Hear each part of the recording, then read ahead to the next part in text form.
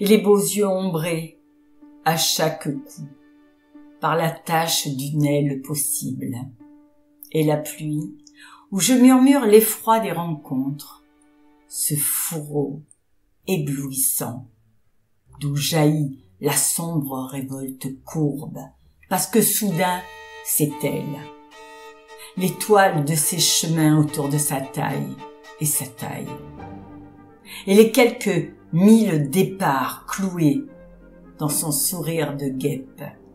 Je tourne la tête vers mes mains creuses, un poisson d'or, un horizon et sa fumée fragile, quelques grains de verre, un ongle oublié, et le désir qui est noir et qui roule.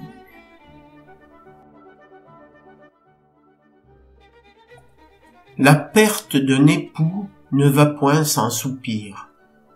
On fait beaucoup de bruit, et puis on se console. Sur les ailes du temps, la tristesse s'envole. Le temps ramène les plaisirs.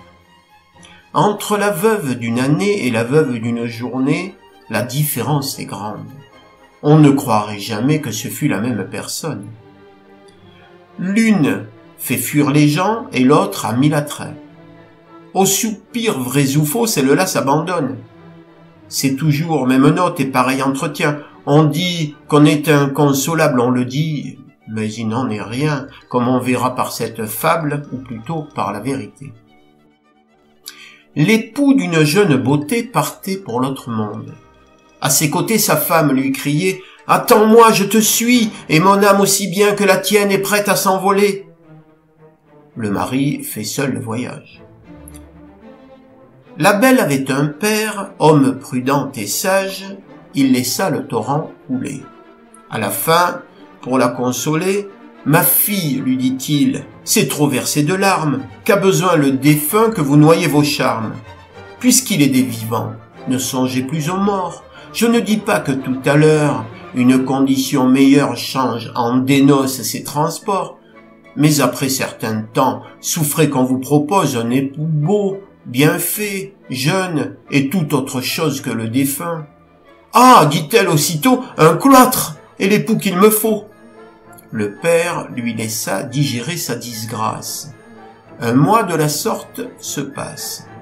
L'autre mois, on l'emploie à changer tous les jours quelque chose à l'habit, au linge, à la coiffure.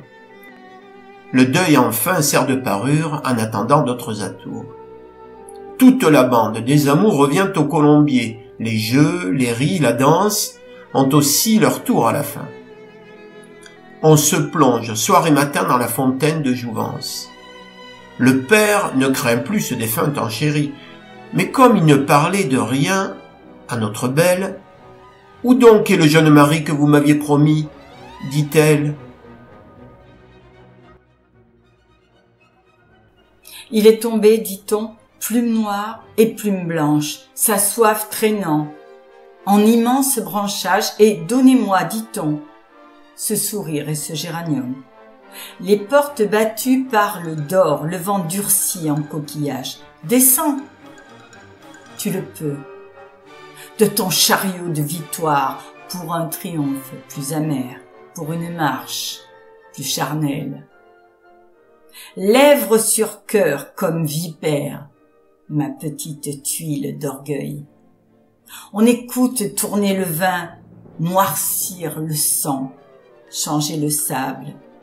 On écoute pourrir, comme une musique de terre, quelqu'un de seul. Et quoi s'écrase la pleine candeur à rendre sourd, à pleine force contre tout. Tu tends les mains au plus lointain du feu. Ta voix circule dans la pierre. Quelle boisson désormais pour noyer le soleil? Non, rien. Tout au plus au petit jour une hâte, lasse, et, barrant le visage, l'ancien supplice désamorcé. Le dessin était pur qui verrouillait l'espace, nid blanc, à fond de ciel, main de bois dur, sans espérance. C'est midi qui se ferme. comme un objet.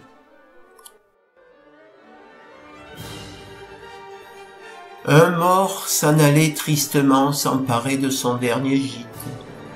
Un curé s'en allait gaiement enterrer ce mort au plus vite. Notre défunt était en carrosse porté, bien, et dûment empaqueté et vêtu d'une robe, hélas, qu'on nomme bière, robe d'hiver, robe d'été, que les morts ne dépouillent guère. Le pasteur était à côté et récitait à l'ordinaire maintes dévotes oraisons et des psaumes et des leçons et des versets et des répons. Monsieur le mort, laissez-nous faire, on vous en donnera de toutes les façons, il ne s'agit que du salaire. Messire Jean Chouart couvait des yeux son mort, comme si l'on eût dû lui ravir ce trésor, et des regards semblaient lui dire, Monsieur le mort, j'aurai de vous tant en argent, et tant en cire, et tant en autres menus coups. Il fondait là-dessus l'achat d'une feuillette du meilleur vin des environs, certaines nièces assez proprettes et sa chambrière paquette devait avoir des cotillons. Sur cette agréable pensée, un heurt survient. Adieu le char. Voilà messire Jean Chouart qui du choc de son mort a la tête cassée. Le paroissien en plomb entraîne son pasteur. Notre curé suit son seigneur. Tous deux s'en vont de compagnie. Proprement, toute notre vie est le curé Chouart, qui sur son mort comptait est la fable du pot au lait.